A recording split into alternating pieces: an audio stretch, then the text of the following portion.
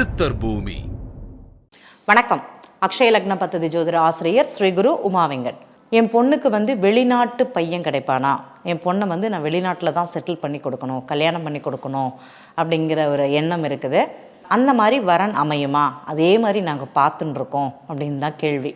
இன்னொரு பெற்றோர் கேட்டாங்க, என் பையனுக்கு பொண்ணு பார்த்துட்டுருக்கோம், நாளைக்கு அவனுக்கு ஃப்யூச்சரில் வெளிநாட்டுக்கு போகக்கூடிய தன்மை இருக்குது, பொண்ணு கூட போவாங்களா?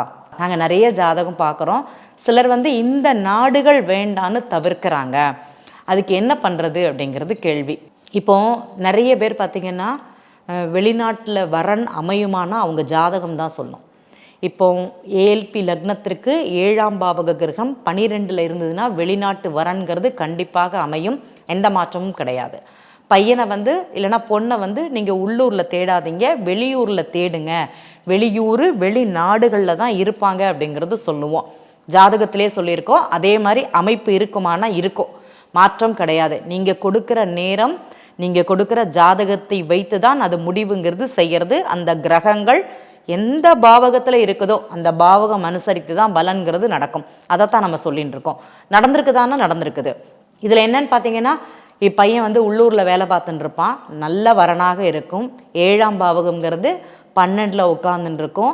இப்போ பார்த்தீங்கன்னா பையனுக்கு வெளிநாட்டில் இல்லை, தற்போது உள்ளதான் இருக்குது.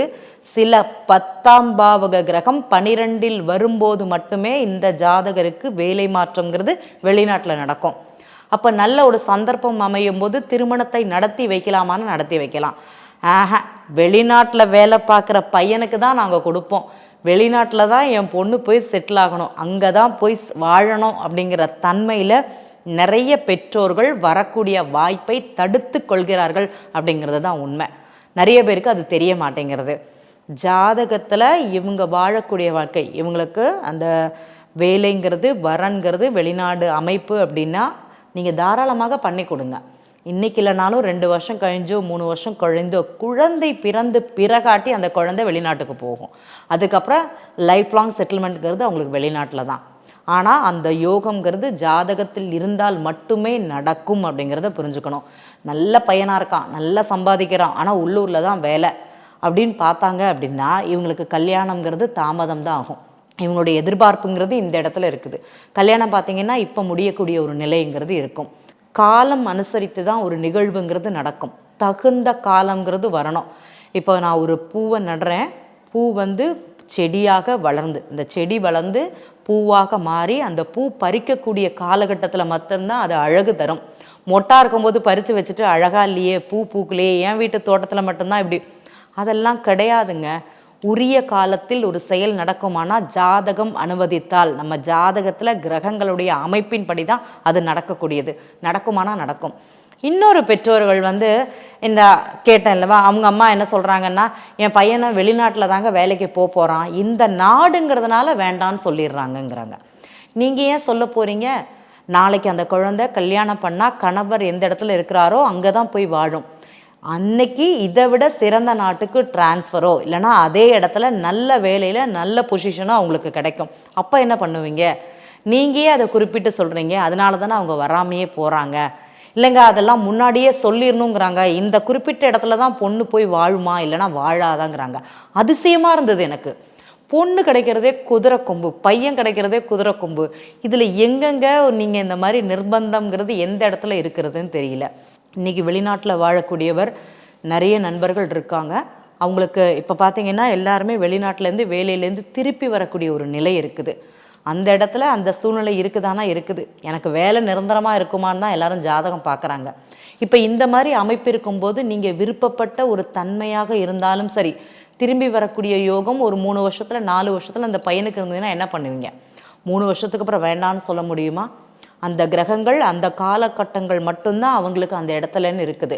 தாமதமாக ஒரு செயல் நடந்தாலும் அது நல்லபடியாகவே இருக்கும், நீண்ட நாள் இருக்கும் அப்படிங்கிறத இன்றைய பெண்களும் இன்றைய ஆண்களும் தெரிந்து கொள்ள வேண்டும்ங்கிறத இந்த இடத்துல பதிவு பண்ணிக்கிறேன்.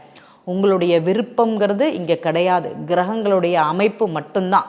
நீங்கள் விரும்புகிறீங்கன்னு நினைக்கிறீங்க, அந்த ஒரு க்ஷணம் மட்டுமே அந்த விருப்பத்திற்கு அந்த இடம்ங்கிறது கொடுக்குமே தவிர பாக்கி எல்லாமே கிரகங்கள் தான் வழிநடத்தி வைக்குது அப்படிங்கிறத புரிஞ்சுக்கணும்.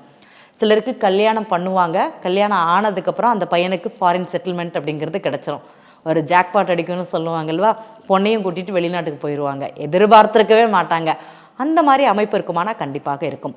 திருமணத்திற்கு பிறகு அதே மாதிரி இந்த பையனுக்கும் பார்த்திங்கன்னா இன்னொரு இடத்துல இதை பதிவு பண்ணணும்.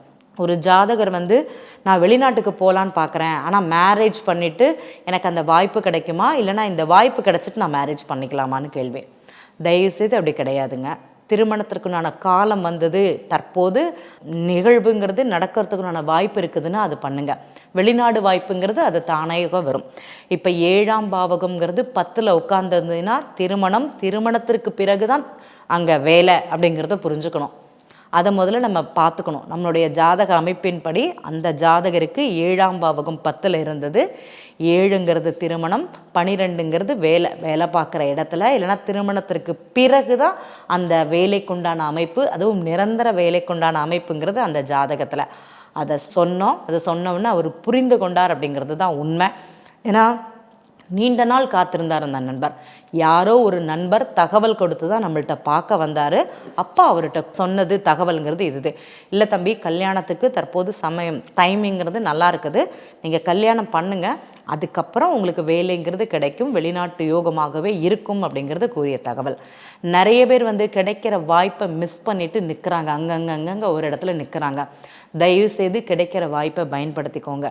என்னைக்காக இருந்தாலும் நிகழக்கூடியதுங்கிறது நிகழ்ந்தே தீரும். என்ன காலதாமதமாக வாழ்ந்து அந்த வாழ்க்கையை வந்து வாழ விடாமல் நீங்களே தடுத்துக்கிறீங்க அப்படிங்கிறது தான் உண்மை. இதில் நிறைய பேசலாம். அம்மா காரணம், அப்பா காரணம், தம்பி காரணம், தங்கச்சி காரணம், வீடு காரணம், படிப்பு காரணம், பையனுடைய எண்ணம் காரணம், கையனுக்கு ஏதோ ஒரு பிளாக் மார்க் இருக்குது, ஏதோ சண்டை போட்டாராம், நிறைய நிகழ்வுகள் சொல்லலாம். என்ன நிகழ்வுகள் இருந்தாலும் நம்முடைய ஜாதகப்படி இந்த மாதிரி தான் வரன் அமைப்பு வரும்னா வந்தே தீரும். அதை தடுக்க வேண்டாம். அது உரிய காலத்தில் நடக்கட்டும். அதற்கு கிரகங்கள் அதற்குண்டான வாழ்த்தை நமக்கு கொடுக்குமானா கொடுக்கும். அதற்கு அமைந்த மாதிரி வாய்ப்பு நமக்கு வாழ்க்கை வரமாக அமையும் அப்படிங்கிறதுல எந்த மாற்றமும் கிடையாது. நன்றி. சித்தர் பூமி.